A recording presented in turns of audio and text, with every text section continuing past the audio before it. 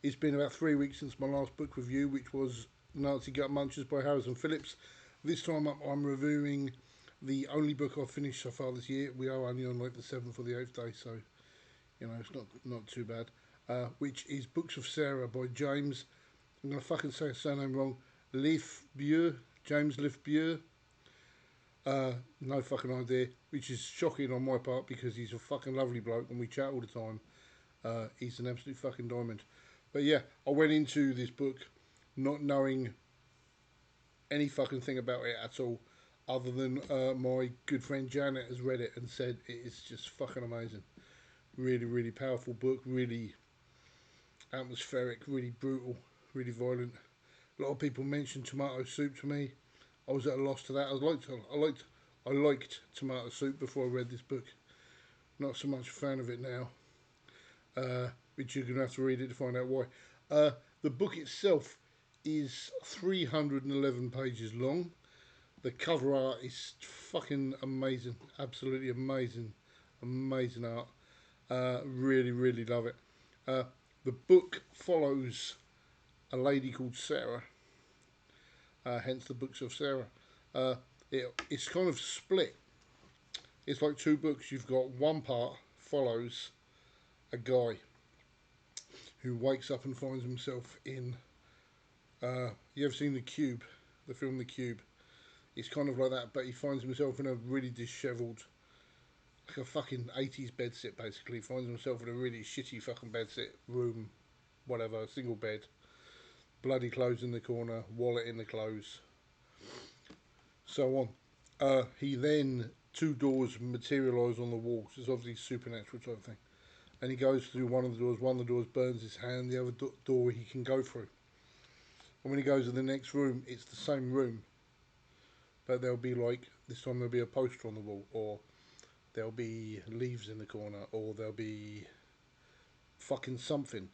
And a lot of the time, as he's progressing through these levels, he's meeting creatures, which fucking hell, man. They are brutal, really violent, horrible, nasty, yeah, nasty, brutal bastards. Horrible, horrible motherfuckers. Uh, it's kind of like in hell. It's like if Cube met Hellbound, Hellraiser 2. Fucking brutal. And he's going through this, and he goes through some awful stuff, and you're really feeling for the guy because it's awful. And he meets people. Excuse me, what the fuck was that? Heart attack. He meets people on the way, uh, and interacts with them. And then he monsters and fights for his life. Fucking hell, fights for his life. But then it jumps to the other part of the book. You'll have like a chapter or so of this guy in hell, and then it will go a chapter or so of Sarah, which is written as a diary. The other book is written as a book. Sarah's part is written as a diary in its first person. She's saying, "I did this, blah blah blah." Uh, she gets with a guy called Michael. Sarah's lovely, lovely character. You feel like you know her. You feel like you want to protect her. She's just so nice. And she gets with a guy called Michael, who we all know. We all know a Michael, or we've met someone like Michael.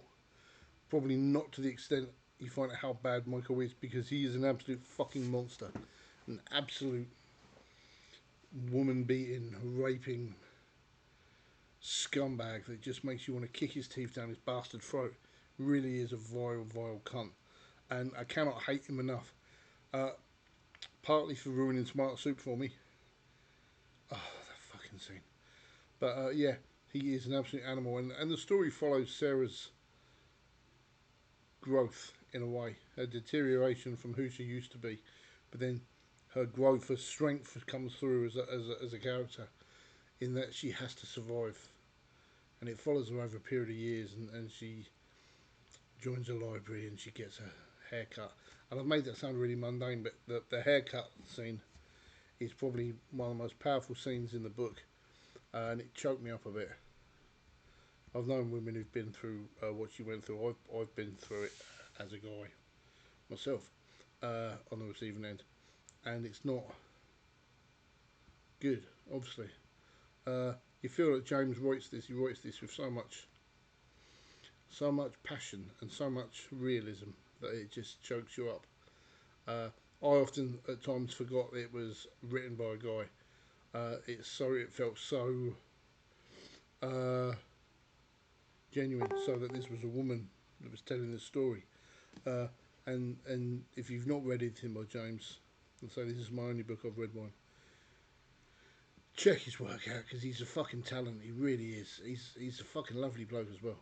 Uh, but his writing is just different class. It's just like a next level. Uh, Definitely a big name for the future, in my opinion. If I had my way, I'd put him on a pedestal to go. Yeah, you know, amazing.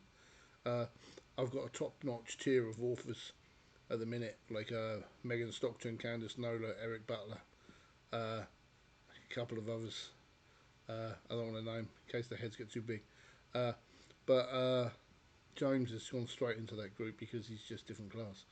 He really is, really is, really is. It's amazing. The story. I mean, and then something happens at the end of the story, and you just go, what you thought you knew, you really don't know fucking anything at all. You really don't have a fucking clue what you thought. Oh man, but yeah, it's so powerful, so well written. So the descriptions, the interactions. I've often said that when I'm reading books, I struggle with dialogue.